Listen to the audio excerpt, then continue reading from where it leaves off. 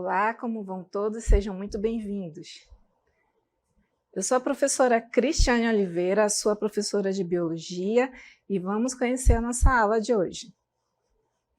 A aula é número 27, Objeto de Conhecimento, Humanidade e Ambiente, e detalhamento do objeto, impacto humano sobre o ambiente e ameaças à biodiversidade. Então, vamos começar?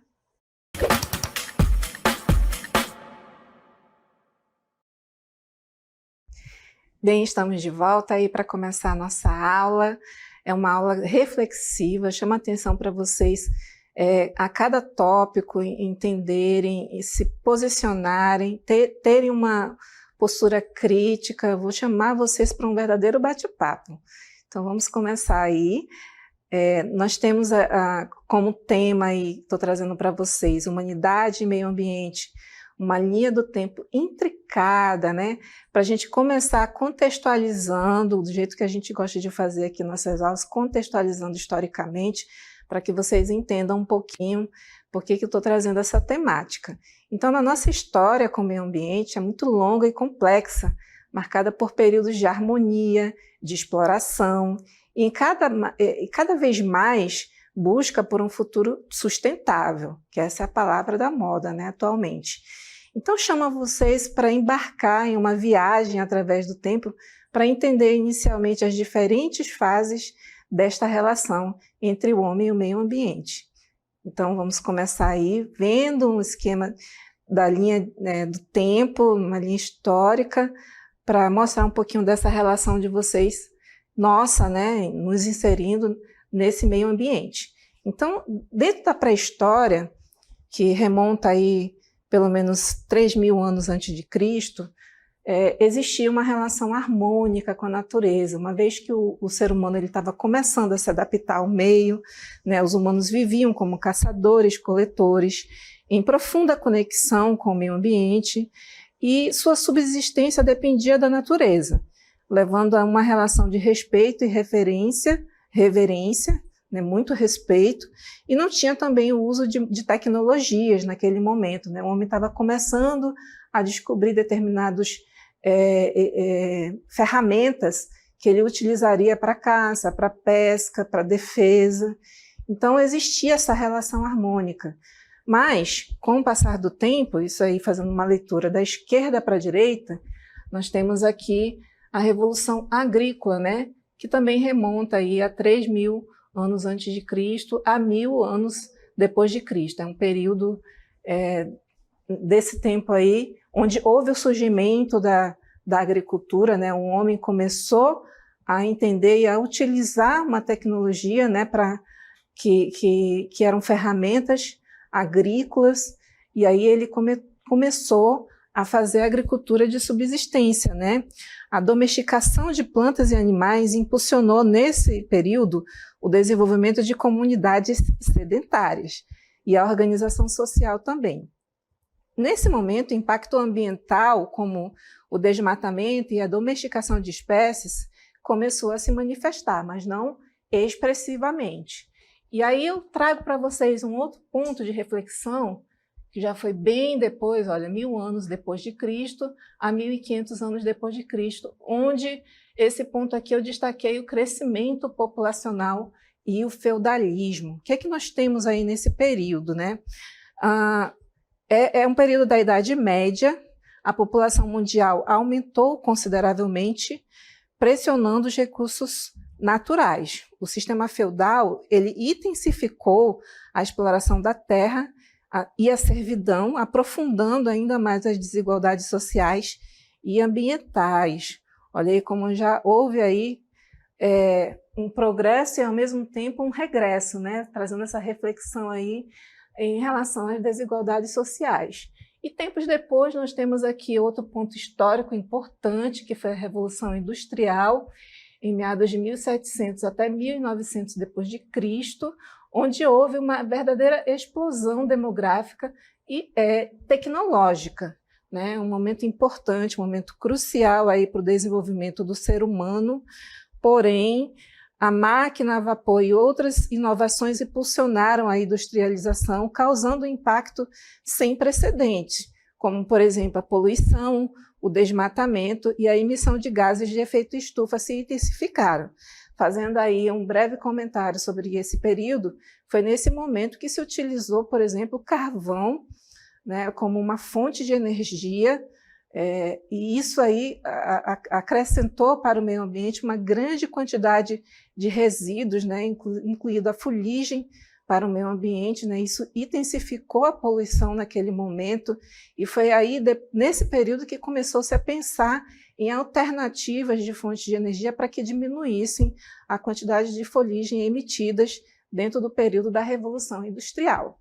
Então, continuando aí a nossa linha do tempo, né, trouxe para vocês um outro ponto aqui, olha, do século XXI, que foi o crescimento descontrolado e conscientização ambiental. Né? Ao mesmo tempo que tinha um crescimento descontrolado da população, havia essa preocupação com os recursos naturais e o meio ambiente. Nós temos aí um período de 2 guerras, né, e pós-guerra, e movimentos ambientalistas e primeiros acordos internacionais. Né? O que diz respeito às 2 guerras, a devastação causada por elas e o boom econômico do pós-guerra agravaram ainda mais os problemas ambientais. Houve um aumento do consumo, urbanização desenfreada e exploração predatória de recursos naturais que se tornaram a norma, né? Uma coisa normalizada naquele período. E os movimentos ambientalistas e primeiros acordos internacionais começaram a surgir por conta dessa necessidade de se entender e tentar resolver os problemas que a gente começava a observar, né, através de fatos históricos. Na década de 1960, viu o surgimento de movimentos ambientalistas que alertaram para os perigos da degradação ambiental.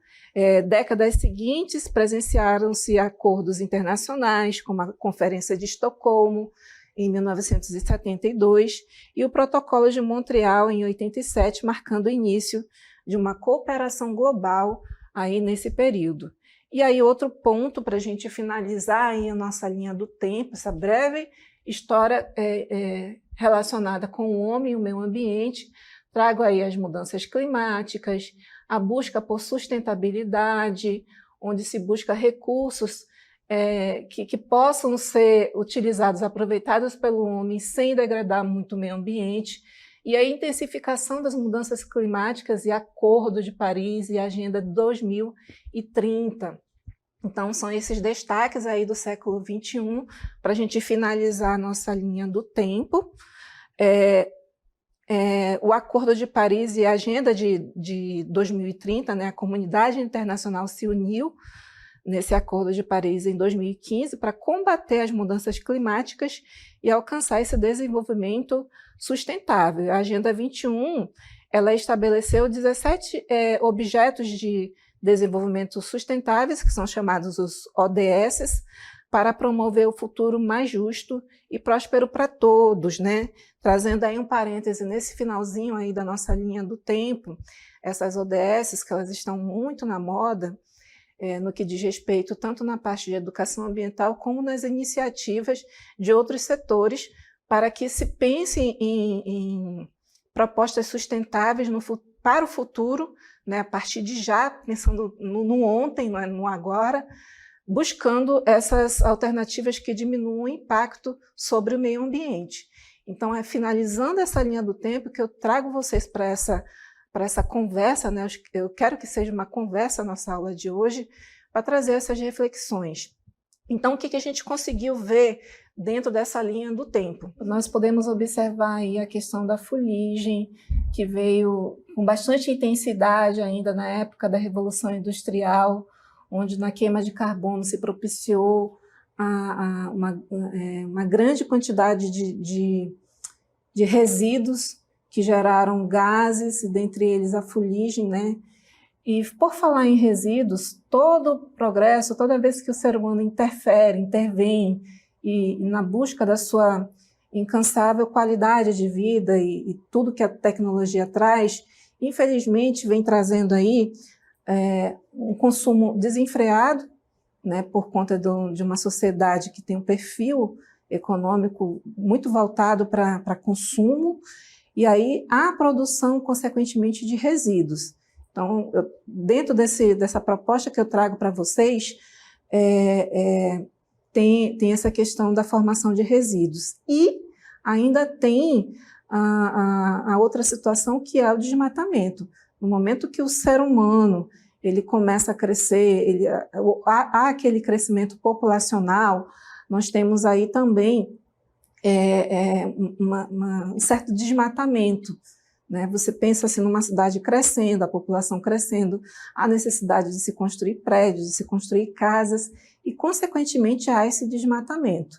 Então, dentro dessa linha do tempo, né, o que eu trago para reflexão para vocês é a geração de resíduos, a época da Revolução Industrial, que houve uma grande quantidade de emissão de gases emitidos para a atmosfera, e também o desmatamento. Né?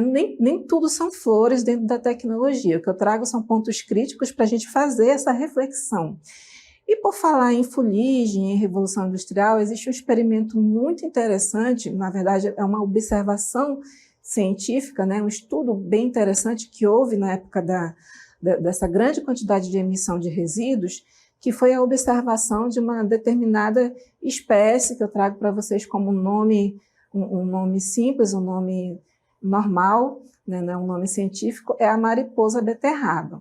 Então, antes da Revolução Industrial, nós tínhamos aí na natureza a mariposa beterraba de cor clara, né, que predominava em áreas com árvores, pois a sua cor clara era camuflada em meio aos troncos, e existia concomitante a mariposa de beterraba de cor escura, que ela era menos comum nessa época antes da Revolução Industrial, pois ela era facilmente vista por predadores, né, como aqueles pontinhos escuros, de longe, e em áreas nos troncos das árvores. Então, elas eram facilmente presas, né? Elas serviam de fonte de alimentação dentro de uma cadeia alimentar que, a propósito, antes da Revolução Industrial, era equilibrada daquela forma. Mas, com a grande quantidade de emissão de gases, né, com a poluição do ar e a quantidade de fuligem que ia para o ar, essa fuligem começou a se acumular nas copas das árvores, nos troncos das árvores e no ambiente em geral, né? Pessoas, casas, tudo que tinha contato com a fuligem nesse período escureceu. Isso nas cidades grandes, no período da Revolução Industrial. E houve uma certa vantagem agora para a mariposa escura, que agora ela conseguia se camuflar nesse período em meio a essa poluição, né, em paredes mais escuras, troncos de árvores mais escuros, e elas passaram a se camuflar, e quem ganhou destaque aí nesse ambiente foi a mariposa clara, que nesse caso aí, que esse ganho não foi muito bom, ela começou a ser visivelmente vista pelo predador e entrou dentro da cadeia alimentar dele, diminuindo a quantidade, a população dessa mariposa da cor clara, né? E aumentando proporcionalmente as mariposas, a população de mariposas de cores escuras, enquanto que as claras quase que somem nesse período aí. É uma reflexão muito interessante essa que eu trago para vocês, que existe uma relação intrínseca entre o homem e o meio ambiente, nesse momento aí, onde nós trazemos reflexões. A poluição, ela acabou causando um desequilíbrio na cadeia alimentar, pelo menos desse indivíduo, né, na população dele, que antigamente predominava essa quantidade de espécie mais clara, e com as asas mais claras, e depois da Revolução, com a quantidade de resíduos, quem foi favorecida é outra espécie. Nós também podemos ver a questão da adaptação das espécies, tomando essa como exemplo, a adaptação dessas espécies às mudanças que estão acontecendo no ambiente naquele momento sob a intervenção humana, né? E trago para vocês essa reflexão, até que ponto, que impacto pode gerar o progresso e até que ponto a gente paga o preço por isso, né? Porque nós estamos inseridos nesse meio, nós fazemos parte dessa cadeia. E eu trouxe só um exemplo de uma espécie pequena, para mostrar para vocês essa reflexão. E por acaso, esse é o aspecto dela, né? A mariposa é a Biston betularius, né? Olha aqui a cor clara dela, né? Representativa, e aqui a cor escura. Então, no tronco da árvore, que está todo cheio de fuligem, aqui tem a cor escura, ela vai conseguir se camuflar mais. E aqui tem a cor clara, ela vai ficar visivelmente na mira do predador, né? Que vai servir de alimento para ele. Essa aí é o aspecto delas no ambiente agora. E para a gente entender um pouquinho mais o que significa esse impacto, trago para vocês alguns exemplos, a começar aí a questão da queimada, das queimadas. Então, os impactos podem ser locais e podem ser globais, e eu trouxe alguns pontos interessantes. Nos impactos locais, nós temos aí problemas respiratórios, no que diz respeito tanto aos animais quanto ao homem, que está inserido aí dentro dessa cadeia alimentar, dessa teia, dessa verdadeira teia, né? E ele vai estar inserido nesse meio, respirando, inalando os gases que são emitidos aí pelas queimas de combustível fóssil, pelas queimadas que ocorrem no ambiente, seja elas controladas ou não, né? Temos aí a redução da qualidade do ar como consequência, né? Por isso que vêm os problemas respiratórios. Quando se há essa grande poluição, essa grande quantidade de resíduos jogados por ar pelas queimas que estão ocorrendo naquele ambiente ali, ocorre a acidificação do solo, né? Vai queimar o solo também, vai queimar até o nível do solo, um determinado nível, vai contaminar a água nesse local e, consequentemente, com o solo prejudicado e com a água de má qualidade, vai causar danos à biodiversidade nesse local. Então, essas são as propostas que eu trago para vocês, reflexivas do que acontece naquele ambiente que ocorre a queimada. Mas existe também uma dimensão um pouco maior, que é os impactos causados de forma global. Nesse caso aí, nós temos aí as mudanças climáticas, que vão acontecer, a gente não olha um bioma, uma floresta de forma isolada, a gente tem que ter essa consciência da coletividade, de que tudo faz parte de um meio maior, de um bioma maior, da nossa biosfera. Então, o que vai ser causado de impacto em um determinado local vai, consequentemente, desencadear um processo de mudança global.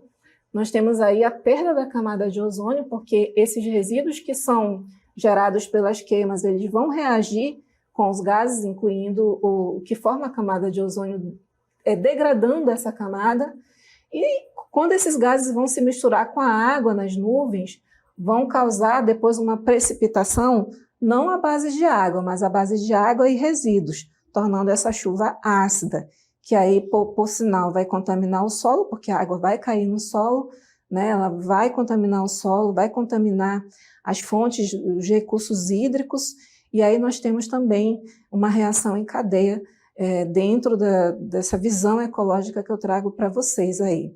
E nós temos também, além das queimadas, o desmatamento. Desmatamento, quando ocorre, né? Mostrei para vocês aí, historicamente, pode ocorrer com o aumento da população em um determinado local. Então, pensem em uma cidade grande em que há um aumento da população e há necessidade de se construir mais lares, de se construir mais prédios, e aquilo ali, consequentemente, vai desmatar uma área que já era uma área que tinha um equilíbrio ecológico acontecendo ali.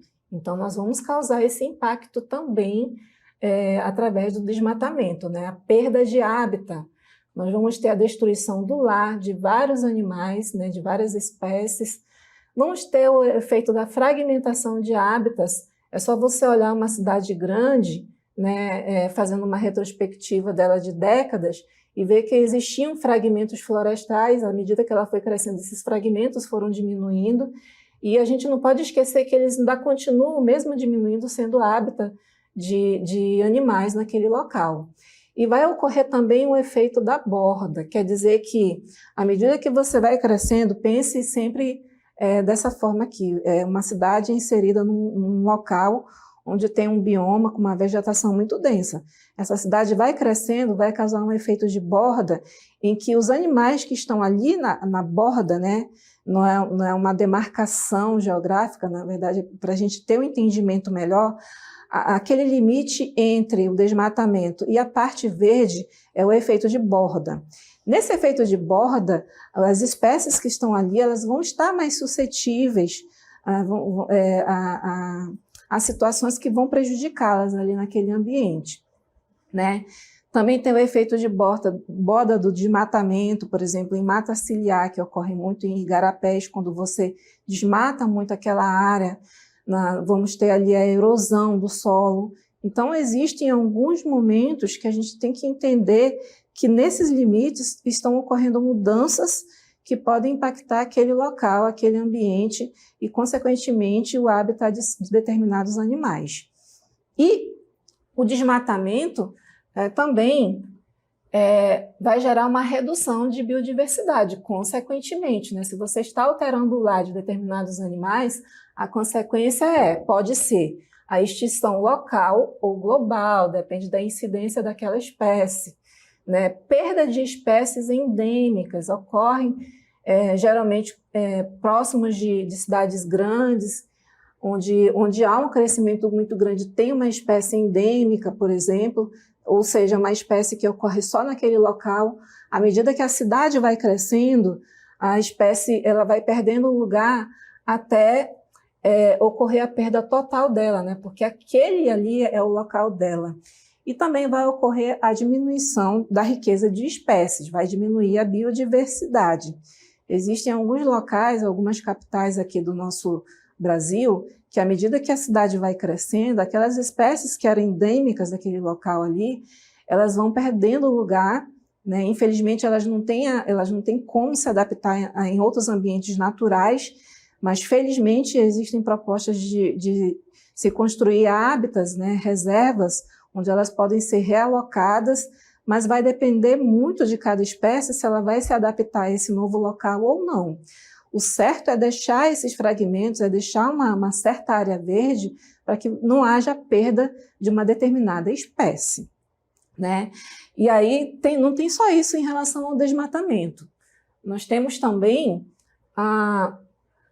impactos nas cadeias alimentares, como eu citei aí em relação às queimadas, o desmatamento também vai causar um desequilíbrio ecológico, porque se há uma diminuição ou até se cessa a vida de uma determinada espécie, ela provavelmente vai servir de alimento para algum predador e ele vai ter que buscar esse alimento em outra fonte. Então, causa um desequilíbrio ecológico também. E, nesse caso aí, se o predador depende exclusivamente dessa espécie que está sumindo, ele vai também sofrer a consequência. Ele pode até sofrer uma extinção, né? Porque está diminuindo ou está cessando aí a fonte de alimento dele.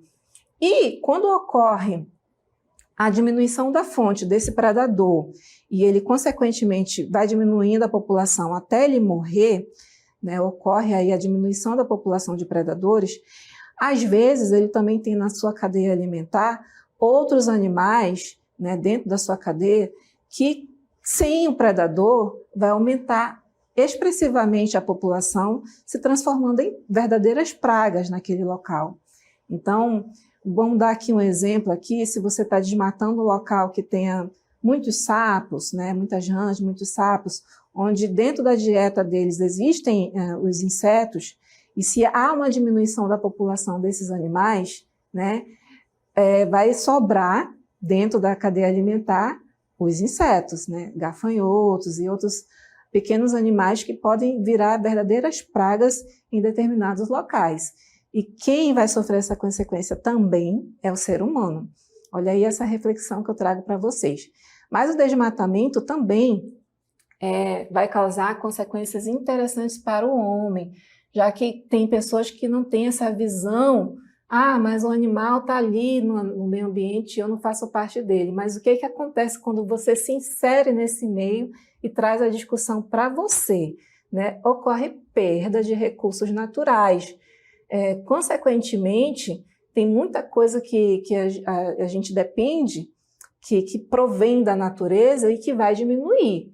E quando diminui, a gente vai buscar outros recursos, mas até conseguir buscar também causa uma certa consequência negativa para aquelas populações ou comunidades, né, que vivem ainda de recursos naturais naquele local.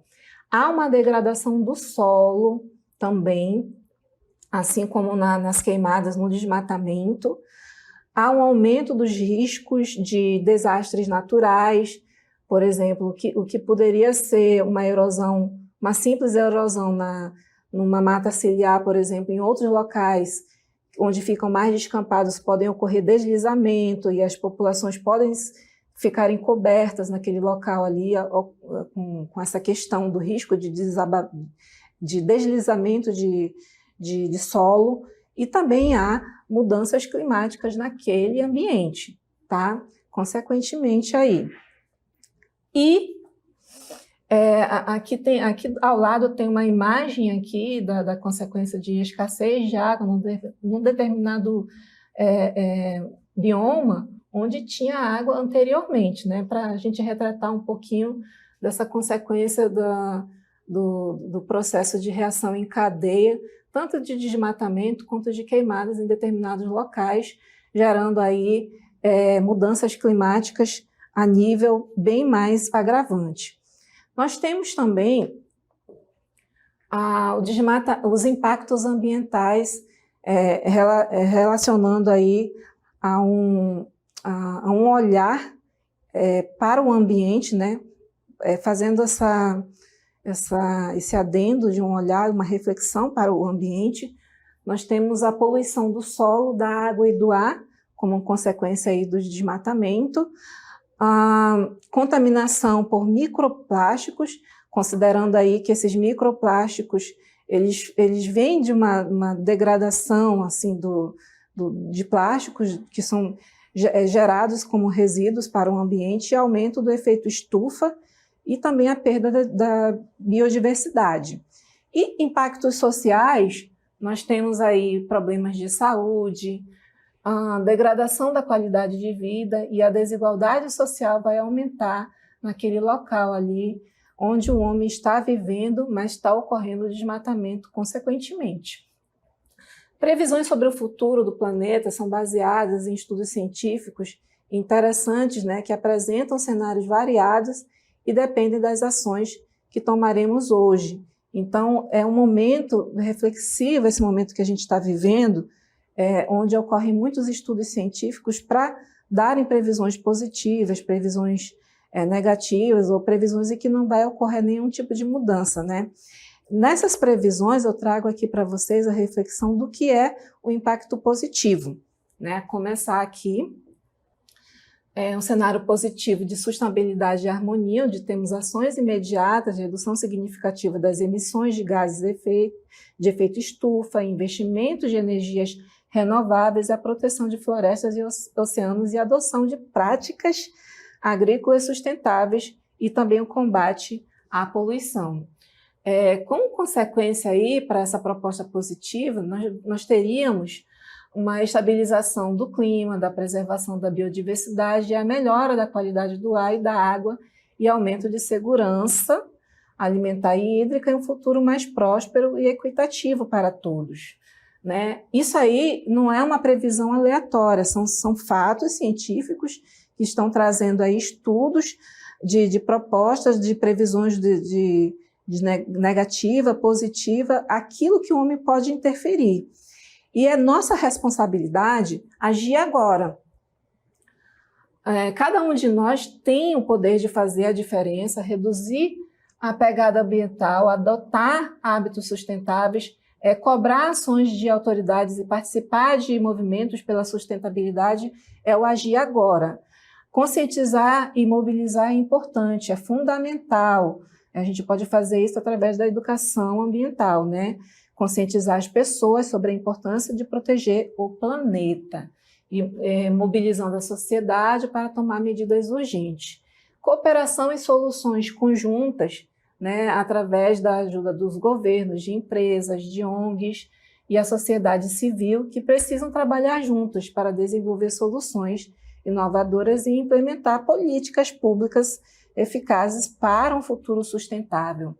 Então, trago como reflexão aí a responsabilidade social e política internacionais que são necessárias para enfrentar o desafio dos desafios ambientais. Os problemas interligados de emissões de CO2, desmatamento e geração de resíduos exigem ações urgentes e coordenadas. A responsabilidade social e política internacional assume um papel crucial para enfrentar esses desafios e construir um futuro sustentável. Então, é necessário que a gente integre esse conhecimento e também tenha a ajuda dos nossos representantes governamentais para que haja esse cenário positivo que eu trouxe para vocês.